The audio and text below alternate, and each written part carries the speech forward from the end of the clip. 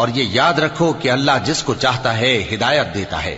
جو لوگ مومن یعنی مسلمان ہیں اور جو یہودی ہیں اور ستارہ پرست اور عیسائی اور مجوسی اور مشرک، اللہ ان سب میں قیامت کے دن فیصلہ کر دے گا۔ بے شک اللہ ہر چیز سے باخبر ہے۔ کیا تم نے نہیں دیکھا کہ جو مخلوق آسمانوں میں ہے اور جو زمین میں ہے، اور سورج اور چاند اور ستارے اور پہاڑ اور درخت اور چوپائے اور بہت سے انسان اللہ کو سجدہ کرتے ہیں، اور بہت سے ایسے ہیں جن پر عذاب ثابت ہو چکا ہے،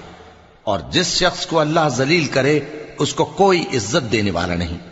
بے شک اللہ جو چاہتا ہے کرتا ہے۔